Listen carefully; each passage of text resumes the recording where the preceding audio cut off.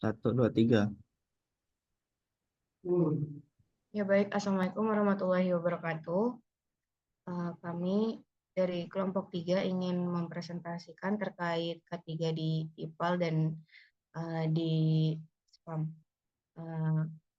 Sebelumnya, perkenalkan, saya Fida Samarahania dan rekan-rekan saya, Azerdi Rakarkana, Muhammad Lutfi Al-Hafiz, dan satu lagi Julfikar Ramli.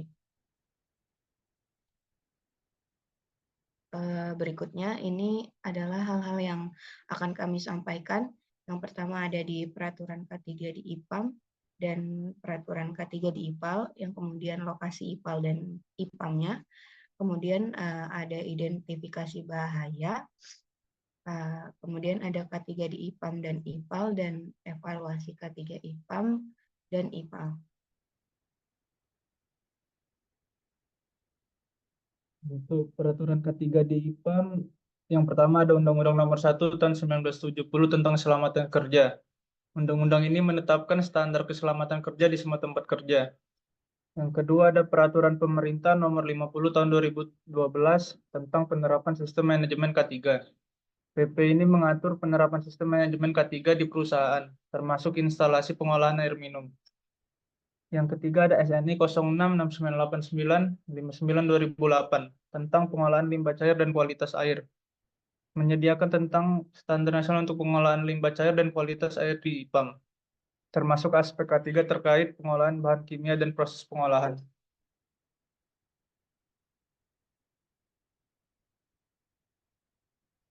Untuk peraturan K3 di IPAL, pertama ada Undang-Undang Nomor 1 Tahun 1970 tentang keselamatan kerja, mengatur keselamatan kerja dan kesehatan kerja secara umum, serta pemberitahuan pentingnya penyediaan alat pelindung diri, pelatihan, dan penanganan bahan berbahaya.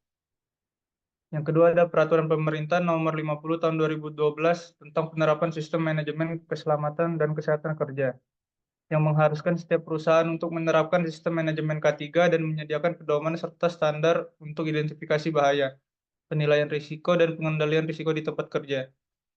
Yang ketiga ada Permen LHK nomor P68 tentang baku mutu air limbah, yang menyediakan standar nasional untuk pengolahan limbah cair, termasuk aspek K3 terkait pengolahan bahan kimia dan proses pengolahan air limbah.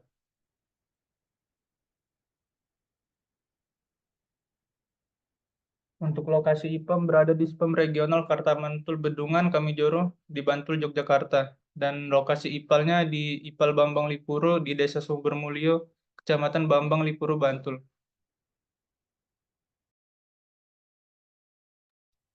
Selanjutnya ada identifikasi bahaya di IPAM, di IPAM dan di IPA ada 3 masing-masing.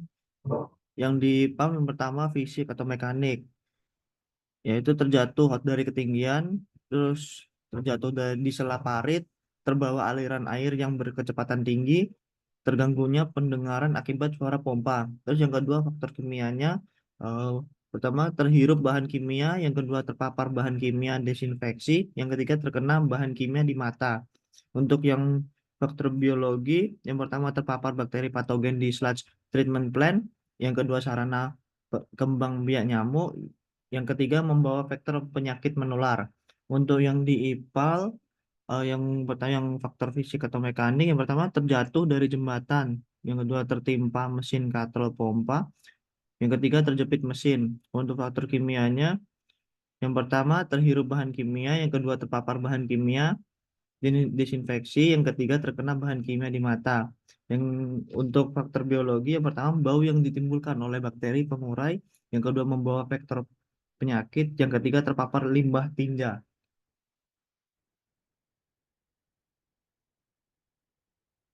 Untuk evaluasi kebijakan ketika di instalasi pengelolaan air minum, itu di instalasi pengelolaan air minum itu penggunaan APD udah baik, tapi pengawasannya perlu ditingkatkan.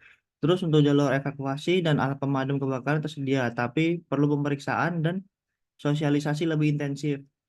Pelatihan evaluasi darurat sudah dilakukan, tapi perlu lebih sering diadakan. Penyimpanan dan pelabelan bahan kimia sudah sesuai standar, tapi perlu konsistensi. Jadwal pemeliharaan peralatan ada, tetapi perlu dijaga agar tetap konsisten dan terdokumentasi.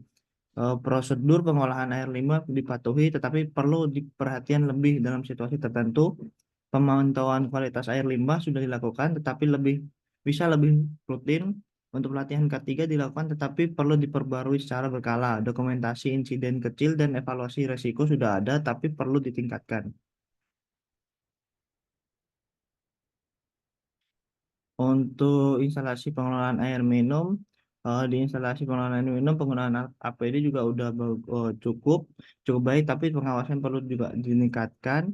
Terus jalur evakuasi dan alat pemadam kebakaran tersedia, tetapi perlu pemeriksaan dan sosialisasi lebih rutin.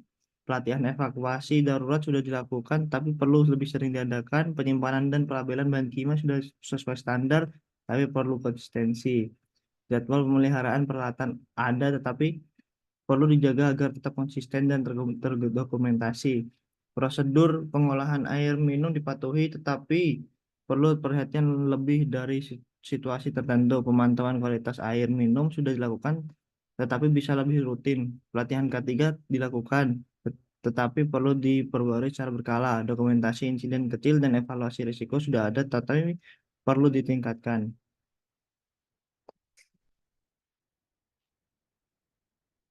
Dari Assalamualaikum warahmatullahi wabarakatuh.